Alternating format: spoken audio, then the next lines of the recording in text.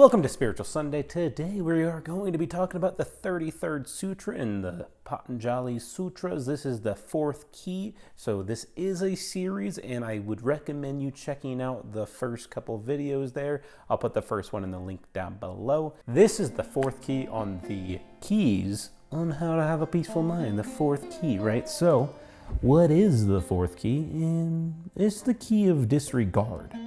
It is the disregard key that you use on the lock of the wicked.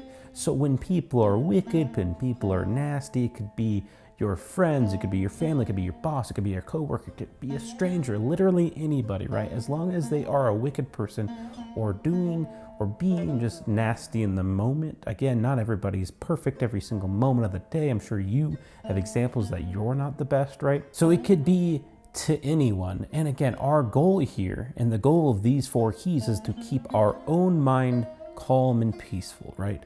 So when someone's going about their day and they're being wicked, they're being mean, the best thing that Patanjali says to do would be to disregard them, to disregard their words, to disregard what they're doing.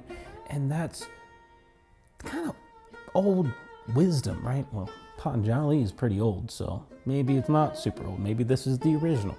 Who knows in that regard?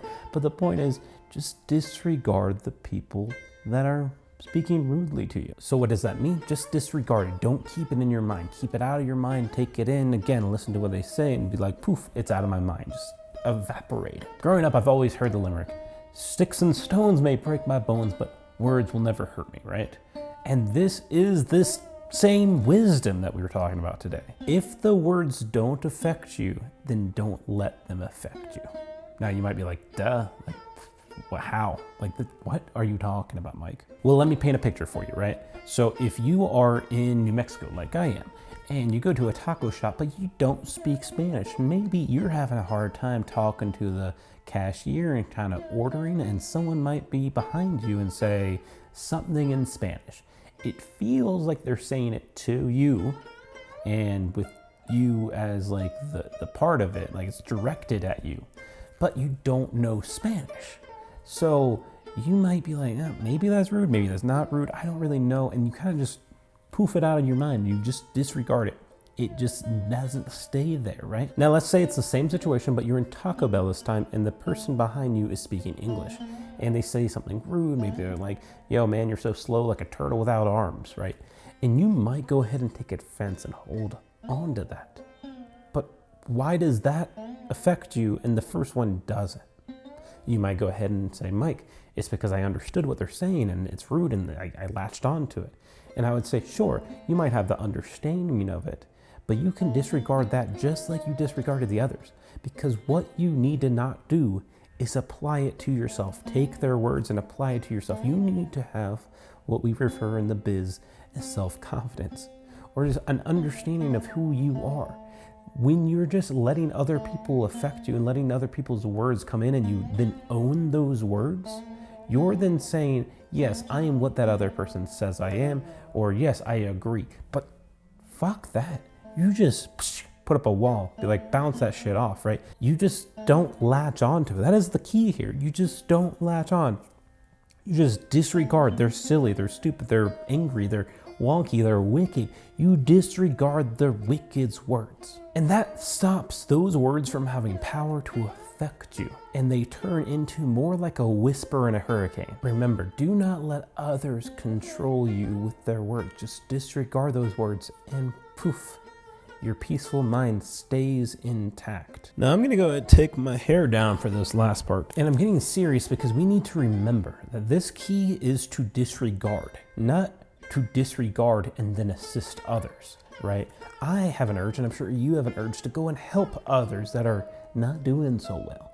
You might see your friend be angry and you're like, how can I help that person? Stop right there. Stop right there.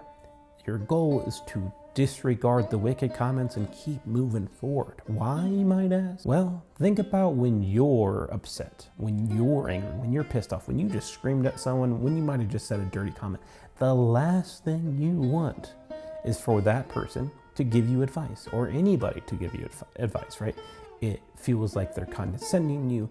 It feels like they're coming from a higher place, and you might just bottle up, shell up, and just fight back harder than before. In my book of the sutras, Swami goes ahead and he starts speaking about this old story that I heard from childhood, right? There's a sparrow and he built his little nest, and a big rainstorm came, and the rain's coming down, and the sparrow looks out and he sees a monkey, and he's like, oh man, monkey, you have hands and arms and you're, related to humans. Why couldn't you have built a house? I don't have any of those things, and I built this house here.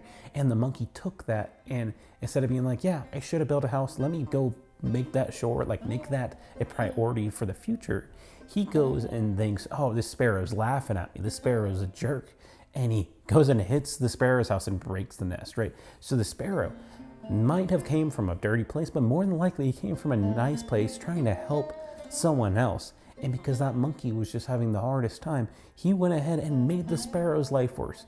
And so again, these 4 keys are for you to have a peaceful mind. It is not speaking about how you should interact to make other people have a peaceful mind. It is talking about how you shall keep your peaceful mind here. And from that point, you have a great foundation to go and help others. So I don't want to keep going over the same thing, right? These last 4 keys, these last 4 videos that I made on this Spiritual Sunday have been really about, well, first Sutra number 33, and how for you to keep a peaceful mind while engaging with other people, whether they're happy people, whether they're sad people, whether they're virtuous people, or whether they're the wicked people. So go back and watch these videos.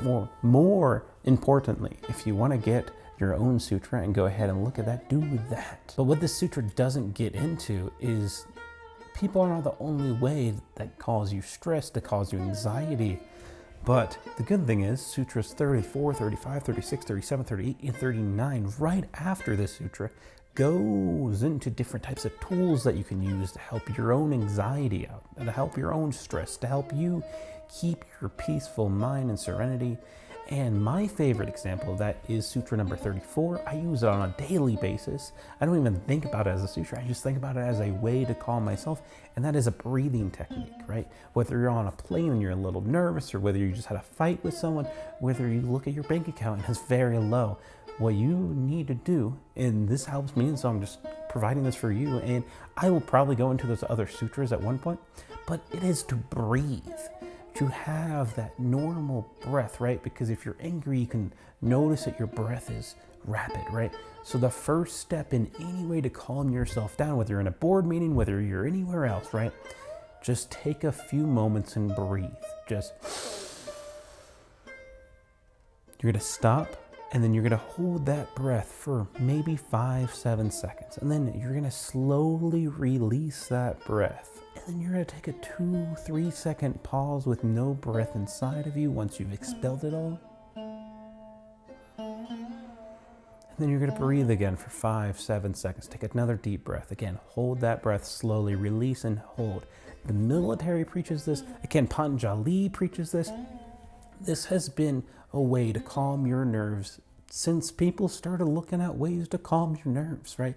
Is just to breathe. And I promise you, just that little bit of advice will change your life, because as I started my own journey here over the last year with the breathing techniques and doing other ways to try to calm myself down, it has changed my life. And so it is advice that I would give to you without going too much in depth into Sutra 34. Now, I hope you like this series. If you have any questions about it, if you have any concerns about it, please leave those in the comment section below. Like the video, subscribe if you will. I love you guys. I hope you go out into the world and spread some love, spread some peace, spread some hope. Love you guys. Have a great one. Come back next week, maybe. I don't know.